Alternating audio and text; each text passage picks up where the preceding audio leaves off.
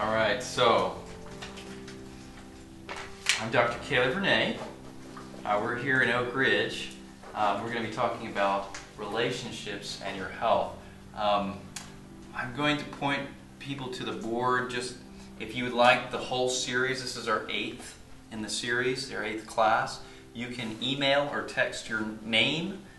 You can text your name or email or call to this number, 865-465-2248, and that'll give you the whole series for free. Or you can sign up at calebrunne.com. All right? So I've been kind of excited about and kind of dreading this talk at the same time, because I think this was the one I had to work the hardest for in terms of my own mind. I'm pretty good at the physical stuff, but then this relationship stuff, that's kind of hard on everybody. But it is really important. And first, what I'd like to do is I'd like to go through several studies that kind of give us an idea of why and how relationships are so important. And then we'll talk about how we can do a better job with the relationships we have or forming those relationships. So we're going to start with some studies, and I'm going to have these notes online too. You can download them off the website. We're going to talk about a group of really brave volunteers. There are about 276 people who decided they were going to allow nasal spray with a cold virus to be injected into their nose, and they were going to see how well that they would fight off that cold. So of these people who were injected with this in their nose with the nasal spray, everybody contracted the cold virus. But the people who had more friends had less symptoms, and if they had symptoms at all, and they more quickly fought off that cold virus. So if you have more friends, your immune system is stronger. On the opposite side of that, there have been studies that show that if you have a lack of social support, then your immune system is actually weaker. So there's another test that was done. There was another study done on women who had breast cancer. And these women that had breast cancer were put into a group of like a support group. And they were there for about 30 minutes once a week. And they were tested to see how long they would live. Now they checked the 5-year survival rate for those who did not have a support group, and many of them died. The ones who did have a support group lived 10 years longer. Now that doubled the time, you could say, post cancer. Do you know whether they died of cancer or not? Yes, they died of cancer. Okay. Right. All right. So there's another study. It was done in a town called Rosetta, Pennsylvania, and this was done over a 50-year period of time, back, I guess, in the early part of the 1900s. And the government noticed that the people living in this town of Rosetta had much less heart disease, significantly less than there were 2 communities really nearby that were having, heart disease. So they were thinking, well, what makes this town different? Why are they not getting heart disease as much as these other towns? And what they found when they studied was this town, Rosetta, had a really close-knit group. They had relationships with their neighbors. They had families. It was an Italian family, I guess, that was in this town. There were many families, Italian families. I don't know if they were related to the mob or not. I guess that would decrease their health. Anyway, that was a joke. That was a bad one. So, anyway, they had much less heart disease because of this. This is what the government decided from their studies.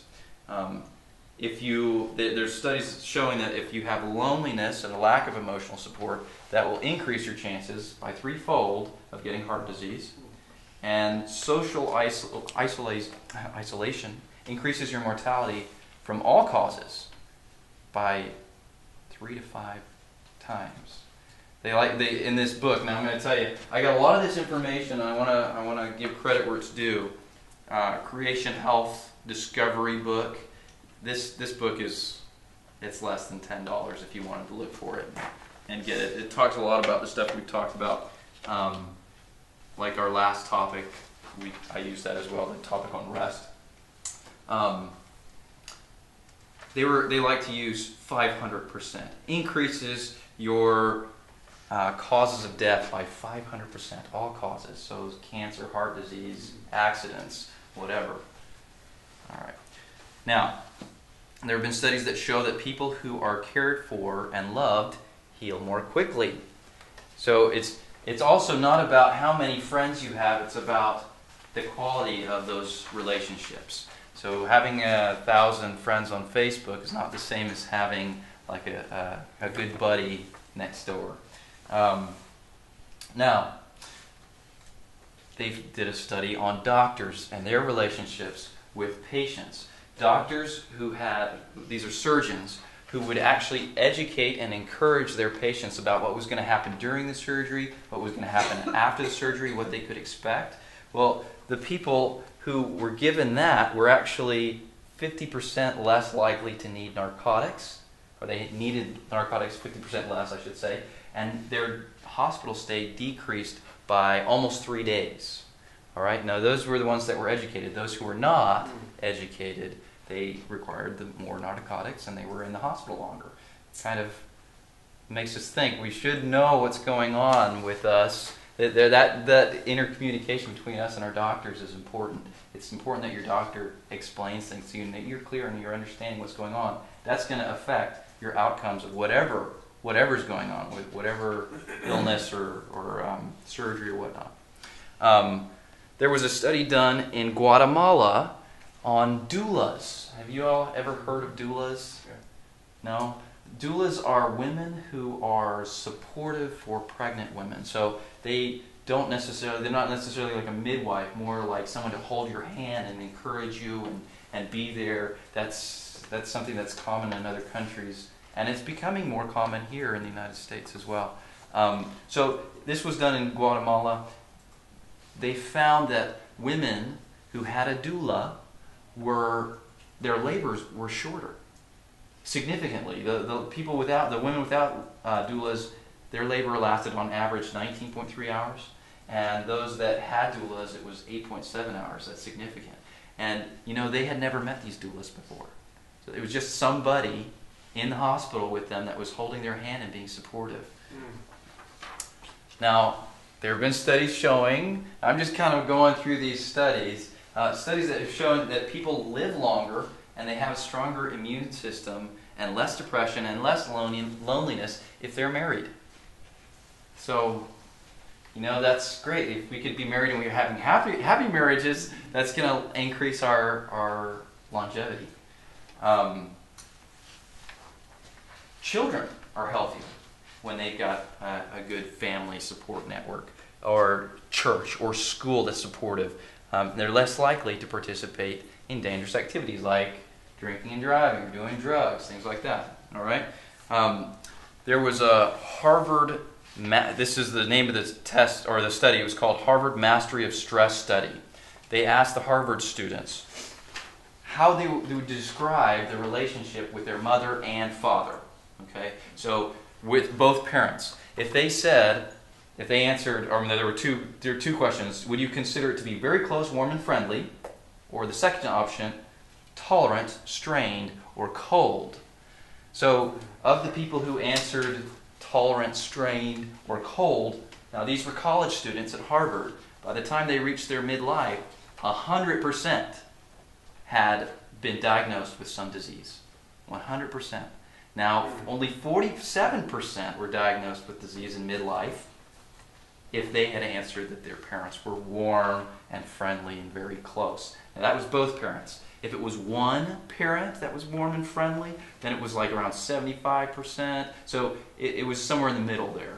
But huge. How those relationships with the family actually increase the chances of being healthy later on, or opposite, getting sick.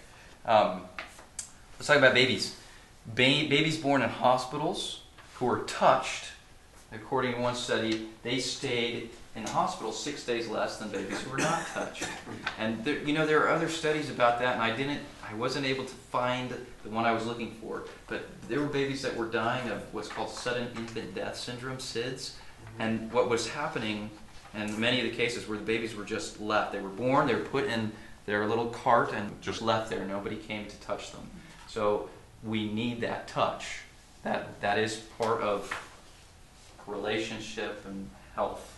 Okay. Babies that are born in Bali are held for the first 6 months. They're always in touch with a person. Really? That's very interesting. And where? Bali. Where is Bali? Tropical. Somewhere in India? It's north of northeastern Australia and south of Asia. Okay. Way down there. Okay. We're talking about healing in touch. Healing touch, a loving touch like a handshake or a pat on the back or a hug. That decreases our blood pressure, our stress and tension, and it makes for a stronger heart. And now that can be with humans or animals. There was a study done in a criminally insane institute in Ohio where the criminals were given pets. They were fish or cats or dogs, and they were like the mascot. And these criminally insane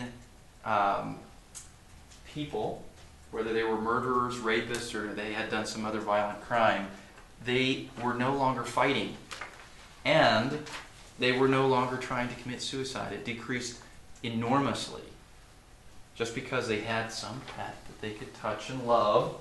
I've got a little note about chiropractors and touch. Chiropractors a lot of times get kind of accused as what we do is kind of a sham or a placebo effect because we're touching people and we're caring, we're listening, and that is why people get better, and it's not necessarily the adjustment or whatever. And that's first of all, it's not true. Second of all, who cares? Isn't that great? I'm not gonna. Okay, it's placebo. I'm not gonna do it anymore. I'm not gonna touch you anymore because that might actually help you, and that's not me. No, it's important that we get that touch, and I'm happy to be able to participate in that way in people's health. I'm going to give you some common characteristics for people who live 100 years. So centenarians, if you want to live to 100 years, these are some good things to do. You need to be active. We've talked about that already. You need to be socially connected. That's what we're talking about today. You need to not smoke, have a healthy diet, sleep well, get adequate rest, and have a purpose in your life. Have you noticed, some of you guys here are retirement aged, have you noticed that sometimes you meet people, or you know people, who are working, and they finally get their chance to retire, they retire and they die a couple of years later? Because now they don't. Presidents do that. Presidents? I didn't know that. Isn't that interesting? Well, if you don't have something to keep you busy, to give you a purpose in life, it does kind of it shortens your lifespan. So, all right, so these are studies that prove, yes, it's important that we have relationships, that is important and healthy for us, but how is it that we actually have these relationships that are actually helpful to our health? How can we improve our relationships?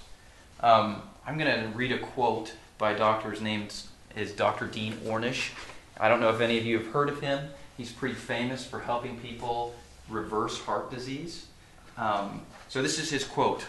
"I'm not aware of any other factor in medicine, not diet, not smoking, not exercise, not stress, not genetics, not drugs, not surgery, that has a greater impact on our quality of life, incidence of illness, and premature death from all causes." Any other factor than what? Yeah, we missed it. That it's our interpersonal relationships. The interpersonal relationships are what will most affect our health. Number one. Here's our last class. We're talking about it now. I talked to you about how to eat, how to exercise, how to avoid pain or help yourself get out of it, how to rest well, all those things. But the most important thing is actually our relationships with each other. That's kind of what makes life worth living. Wouldn't you agree? So how can we take advantage of the health benefits of our interpersonal relationships? Well, I'm going to talk about a book. I chose this book because it's kind of like a... It's not not going to offend anybody. It's called Real Love. The Truth About Finding Unconditional Love and Fulfilling Relationships. It's by a doctor named Greg Bear. And he's an MD, and he got together with people and he researched and he found out these truths about real love, and I want to share them with you. And we're just going to go briefly through this. But this book changed my life, and that's why I want to share it with you guys. I think it's good for everyone to read. It's a good starting point. And in fact, in the very first chapter, I'm going to, for those of you who take my advice and decide to read this book, the first chapter is the hardest. After you get past the first chapter, everything starts to make more sense, but the first chapter is hard to swallow. Chapter 1 talks about the definition of real love. And the definition of real love, according to Dr. Bear, is caring about the happiness of another person without any thought for what we might get for ourselves. So it's completely selfless. Real love is, I care about how you feel. There's an imitation of that, and that is conditional love. And it's, I care about how you make me feel. Right? Okay, so there are two signs that will help you know if the love that you are sharing is real love or if it's conditional. If you have disappointment or anger towards a person, then you are not expressing real love. That is conditional love. It is, what are you doing for me? If you're not doing that for me, then I don't love you anymore. I'm going to do an experiment. We've got some married guys here. All right, so I'm going to pick on you guys. You're not on camera. Nobody knows who you are. So I'm going to ask George, what is it that you love about your wife? Why do you love your wife? That's a better question. Why do you love your wife? Let's see. Of course, you want to answer one thing, and then, of course, you want to figure out what is the answer I'm looking for? What's no, looking for there? Go ahead and answer. Right. Why do you love your wife? Of course, because hopefully I want to say because I'm commanded to love my wife as a husband should love his wife as Christ loved the church. Let's get a little less philosophical. But if we get, honestly, what came to my mind is because she loves me. Love begets love. She loves me. She takes care of me. She takes care of my children. She meets my needs. She treats me like a king, so therefore I try to treat her like a queen. Okay, it's great. Kind of reciprocal. Great. Okay. So she takes care of your children. She takes care of you. She loves you. Okay. Right. Dan, tell me, why do you love your wife? She's smart. She's pretty. She's the mother of my children. She's good company. Those are good answers. Well, I love my wife because she cares. I mean, that's just a short summary statement. Okay. Okay. She cares. And of course, she has shown her care throughout our married life. There was one time when I had to spend a couple of years on the road, and she was the one who took care of the kids while I was on the road. Okay. And that is devotion. Okay, now I'm going to turn this around. Why? Here's you answered some questions. When I say, okay, why do you love your wife? And you say, because she cares. What would happen if she didn't care? What would happen if she wasn't the mother of your children and she wasn't good company? What would happen if she didn't treat you like a king? So a lot of times we will ask the question, well, why do you love me? And you'll say, well, for all these reasons. And then she'd still be smart and pretty and good company. Yeah, right. Nice person. Right, so, but if she wasn't those things, Right. if she wasn't those things... Well, I wouldn't have married in the first place. Right, right, so there it is. The idea is, we say we love somebody, but we love them if they complete certain things that make us feel good, that make things convenient for us, that we're thinking about ourselves. Here's again, this definition. This is why I said this is hard. Well, we've only been together 45 years. If our grandchildren work out, we're going to get married. Okay, so conditional love is I care about how you make me feel. And I do the same thing. I say, you know what, I love my wife because she's beautiful, because she takes care of my children, because all these reasons, but they're all selfish if we think about it. If we think about really what the origin of that is, it's about me. So, how can we, well, I'm gonna tell you, imitation love, the type of love that we're used to, and the type of love that when we hear the word love, we think of, it comes in the form of praise, power, pleasure, and safety.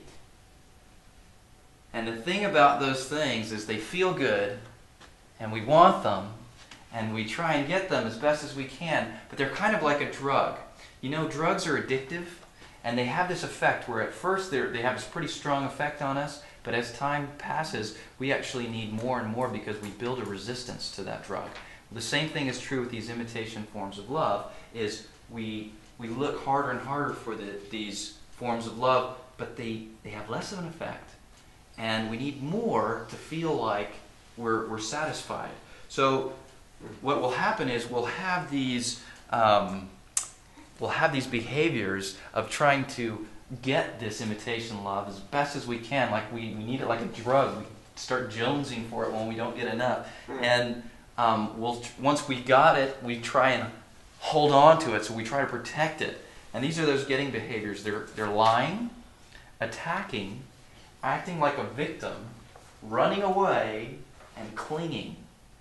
Okay, these are behaviors that we use to try and acquire this conditional love that's not going to last, because we got to do everything we can for it. This is why we're hurt in our relationships. This is why love hurts. And this is why we hurt others. So, now I'm just giving you guys a taste of the book. I can't explain it all. It is a full book, and it's full of great things to learn. But I want to go through a mental image for everyone. We're going to imagine that we are out in the middle of the ocean, and we're all by ourselves, okay? And we're not together in this nice group. You're out there in the middle of the ocean, no life raft, no vest. And you start to lose your strength, and you start to go under, and you're fighting to try and stay up above water, but you go under. And then, as you're trying to get up, you feel somebody grab your ankle and pull you even further down underwater. Now, you're getting desperate by now. You're so angry, you're flailing for life, and somebody is trying to kill you. Well, as you're flailing around, here comes this lifeboat, and someone reaches in, grabs your arm, and pulls you out of the water just before you drown. So you're sputtering, and you're gasping for air, and you finally settle down, and you look back over the water, and you see that there's somebody else underwater drowning, just like you were. And that person was the one pulling you under. And you realize now you're not angry with them anymore. You're not mad that they were trying to hurt you. You want to save them. You want to help them too, because you realize they were in the same predicament you were. Well, this is kind of the way love is for us. We're flailing and fighting to try and hold on to this love that is not lasting. And we end up hurting others, or we're hurt ourselves, and we get angry about that. But if we realize that everyone else is in the same situation, we're all drowning, then you can have this sense of forgiveness and understanding that allows you to let it go and try and be more loving towards others. Now, we did the experiment already about why we love our spouses. I want to ask another question. This may kind of turn the light bulb on.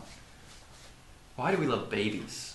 I like to use babies. You remember I was using babies about how to sleep properly, how to stand up properly. Why do we love babies? Anybody have an idea? Because they need it. Yeah, you're reading ahead of my notes. Would I do that? That's absolutely right. We don't love babies because they give us anything necessarily. Really, they're very selfish creatures. They're trying to get everything for themselves. We love babies because they need it. If we don't love them, they die. Then the same thing is true for us as we grow up and we become adults. But it is I guess it gets covered up. It gets camouflaged. But we're kind of dying, needing that love. So we love babies because they need it, not because they give anything to us, but because we want to see them happy. We want to see them grow. Now, that's just an introduction, like I said. There is much more to learn about love, but basically, if you can think about things from that perspective, every one of us is drowning. We all need love, and love really is not these things that we think it is, that people are pretty or they're helpful or they're whatever. Love is being concerned about the happiness of that other person, regardless of what's going to happen to you. All right, so I think a good definition of happiness is something to do, somebody to love, and something to look forward to. something to do, somebody to love, and something to look forward to. Sounds good. You have a purpose, relationship, and what was the other one? And something to look forward to. Something to look forward to, hope for the future. Yeah, that's good for happiness. I'm going to just give you some ideas. We're just about done. Strategies for improving our relationships and therefore our health. I started with the first one. I want you to read this book. You can or you can choose to or choose not to. There are other books that are great, I'm sure. I just chose this one. Like I said, it's non-confrontational in a way, and like I said, it changed my life. I did not understand love until after I read this book, and it changes your perspective every time you hear the word. All right, the next thing I would say is to reach out. If you want to have relationships, try to make them work. For the people that you do have relationships with already, give them a call, ask them to do something. Just try and maintain those relationships. You have to kind of take that first step. The next thing to do is be to mingle. Try not to isolate yourself. Try not to just stay at home all the time. Go out for social occasions. It can be hard, but try and get out there and just mingle. The next thing would be volunteer. Volunteering, actually, there's something about doing something for other people that just is so fulfilling. When we give love, that's love. Remember, if we're giving of ourselves without expecting anything in return, that's like volunteering. You give enough of that and you start actually getting filled by that. So then you'll actually be able to accept it too when other people try to love you that way without anything that they're getting. You know, usually we try to make an exchange. Oh, you brought me flowers? Oh, that's great. I'm going to give you a kiss. Or, you know, whatever. There's some exchange there always going on. Anyway, volunteering is a way to give love without... It's a good way to practice that real love. And then accept unconditionally. Like we talked about, everybody's drowning. I'm saying this is true. You can believe me or not. If you accept people unconditionally, you're going to forgive them.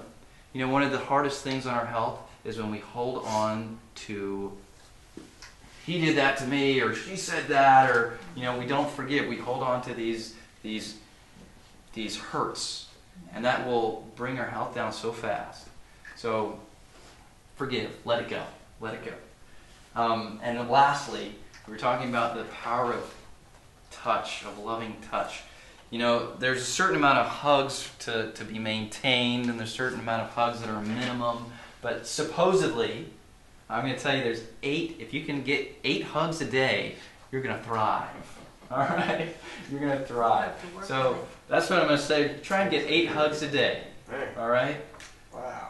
And let's see, how many people are we here today? 2, 4, 6, 7. We're 8. That's perfect. All right, so before we leave, we're all going to hug each other. This is going to be real. All right, this is my last class. Really, I hope this is. I hope this has been beneficial for everybody. I encourage you to love. I encourage you to have good relationships. That is going to be the biggest influence on your health. All right? Questions? Yes. I noticed that if I'm angry at somebody, it's not hurting them in the least. Right. It's just bothering me and making my day miserable. That's right. So, If only everyone else could hear what was inside of our head, they'd know how bad they were making us feel, maybe, and then we could be okay with making other people feel bad by what we're. That doesn't work that way. It just burns us from within. You're right. because they don't even know. They don't even know. Right. Any other comments or questions? Yes. Folks that may be watching the video today, since this is the last in the series, can you take just a moment, especially if they've just watched this one, haven't seen the others, can you take just a moment and go over the topics, maybe just a tiny, tiny little bit about the other videos if they haven't had a chance to watch the others that are in this series, starting from the beginning to the end? I'll have to think. Let's see. Our first class was on nutrition and healthy weight loss, and we talked about the gut and its importance in our health, our enteric nervous system, with probiotics with that. We talked about sleep. We talked about trigger points and how they can help us move better and feel less pain and get better exercise. We talked about hydrotherapy, which are simple therapies that you can use at home with water. We talked about sleep. We talked about that already. We talked about our environment and how our environment affects our health. And of course, I think that covers it. There may be one that I'm missing. All these topics kind of come around to a complete circle. They all work together. One thing is not enough. There's a saying, and I'm going to say it even though I don't like it. This goes along with this class. It's better to eat Twinkies with your friends than broccoli by yourself. Okay, so yes, nutrition is very important, but you got to have those good relationships. But everything works together. If you have really good relationships, yes, it's going to help your health. But if you're still smoking all the time, and you're still drinking too much, or you're still like hitting yourself over the head with a hammer, any of that stuff, you're not going to be healthy. So it all works together. Try and do everything that we've talked about. And I wish you all good health. And you've got something on the board there for current patients. Can you explain just a little bit about what that's about? If you're a current patient, you're watching this video because you missed the class, how do you get the next visit free? Can you explain just a little bit about how that works? Sure. Most people that are going to be watching this at first might be patients. So if you want to have a free visit, now this is something new we're just doing. Now that I've got all these videos out there, I want people to see them, so I'm giving you incentive. If you will share this with your friends, if they can request these videos, you can do that by calling or texting, like we said at the beginning, your first and last name and your email to this number, 865-465-2248, or you can sign up at CalebRunne.com. If your friend or family member, whoever you're trying to get healthier, comes in for a free consultation with me, then you get your next visit free. And we're going to do that, I can't tell you how long, or I'm going to tell you indefinitely for now, so this video is going to be out for a while. But we want to help the community heal, be healthy, and that's why we're doing this. That's our mission. So share this. Even if they don't come in, it's going to benefit them, I hope. Can you have more than one person come in and get multiple visits for free? Sure, that's right. As many people as come in and learn about health, that's going to benefit you and it's going to benefit them as well. All right. Good night, everybody. Don't leave without your hugs. All right? All right.